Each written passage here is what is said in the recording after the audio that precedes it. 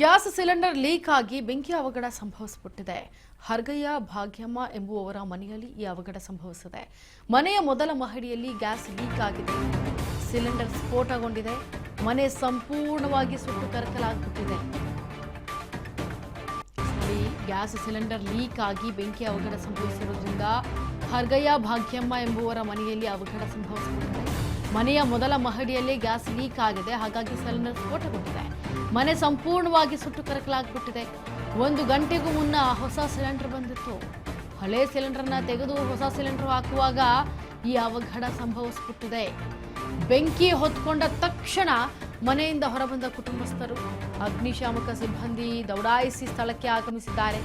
ಬೆಂಕಿಯನ್ನು ನಂದಿಸುವಂತಹ ಕಾರ್ಯಾಚರಣೆಗೆ ಮುಂದಾಗಿದ್ರು.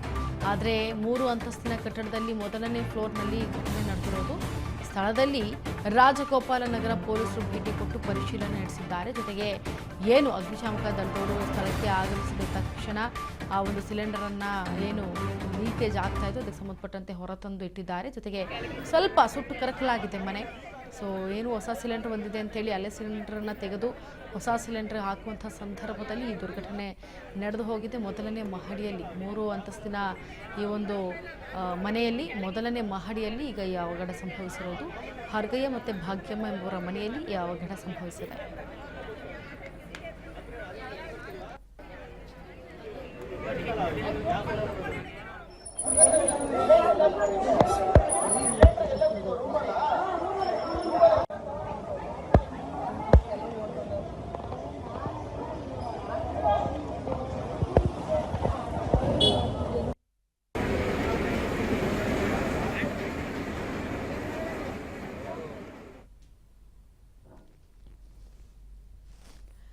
ಇದ್ರ ಬಗ್ಗೆ ಹೆಚ್ಚಿನ ಮಾಹಿತಿಯನ್ನು ಕೊಡೋದಕ್ಕೆ ನಮ್ಮ ಪ್ರತಿನಿಧಿ ಶಿವು ಸಂಪರ್ಕಕ್ಕೆ.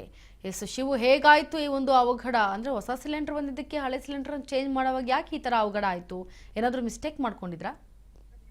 ಇಂತರ ಈ ಅವಘಡ ಇವತ್ತು ಬೆಳಿಗ್ಗೆ ಸಂಭವಿಸುತ್ತೆ. ಅಂದ್ರೆ ಹಳೆ ಒಂದು ಸಿಲಿಂಡರ್ ಅನ್ನ ತೆಗೆದು ಹೊಸ ಸಿಲಿಂಡರ್ ಏನು 1 ಗಂಟೆ ಮುಂಚೆ ಏನು ಸಿಲಿಂಡರ್ ತಗೊಂಡ್ ಬಂದಿರ್ತಾರೆ, ಆ ಸಿಲಿಂಡರ್ ಅನ್ನ ಕನೆಕ್ಟ್ ಮಾಡಿದ್ದಾರೆ. ಕನೆಕ್ಟ್ ಮಾಡಿರುವಂತ ವೇಳೆಯಲ್ಲಿ ಬೆಂಕಿ ಹೊತ್ಕೊಂಡಿದೆ.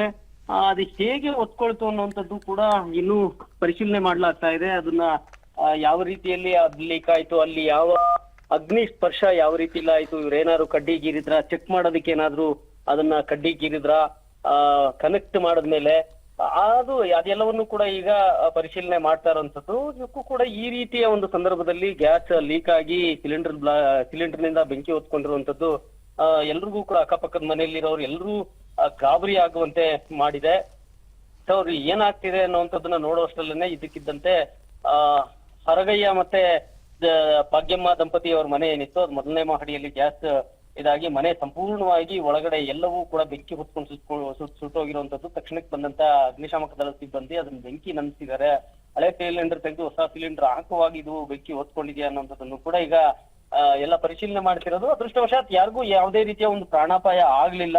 ಅದೇ ಇಲ್ಲಿ ನಿಜಕ್ಕೂ ಕೂಡ ಎಲ್ಲರಿಗೂ ಒಂದ್ ರೀತಿ ಸಮಾಧಾನ ತಂದಿರುವಂತಹ ವಿಷಯ. 3 ಅಂತಸ್ತಿನ ಕಟ್ಟಡ ಇರುವಂತಹ ಮನೆ ಇದು. ಇದರಲ್ಲಿ ಮೊದಲನೇ ಮಹಡಿಯಲ್ಲಿ ಇವರು ವಾಸವಾಗಿದ್ರು, 5 ಜನ ವಾಸವಾಗಿದ್ರು. ಸದ್ಯಕ್ಕೆ ಯಾರು ಕೂಡ ಮನೆಯಲ್ಲಿ ಇರ್ಲಿಲ್ಲ. ಬೆಂಕಿ ಹೊತ್ಕೊಳ್ತಿದ್ದಂತಾನೆ ಇಬ್ರು ಮನೆಯಿಂದ ಹೊರಗಡೆ ಬಂದ್ಬಿಟ್ಟಿದ್ದಾರೆ. ಮನೆಯಿಂದ ಹೊರಗಡೆ ಬಂದಿದ್ದ ತಕ್ಷಣವೇ ಮನೆ ಬೆಂಕಿಗೆ ಆಹುತಿ ಆಗಿದೆ. ಹಾಗೇನಾದ್ರೂ ಮನೆಯ ಒಳಗಡೆನೆ ಇದ್ದಿದ್ರೆ ನಿಜಕ್ಕೂ ಕೂಡ ಬಹಳ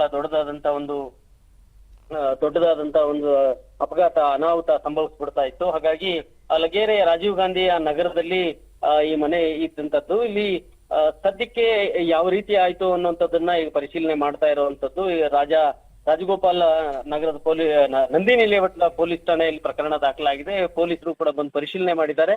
ಈಗ ಅಗ್ನಿಶಾಮಕ ದಳದ ಸಿಬ್ಬಂದಿಯಿಂದ ಕೂಡ ಪರಿಶೀಲನೆ ನಡೆಸಲಾಗ್ತಾ ಇದೆ. Inchara. S Shivu, thank you so much ನಿಮ್ಮೆಲ್ಲ ಡೀಟೇಲ್ಸ್ಗಾಗಿ.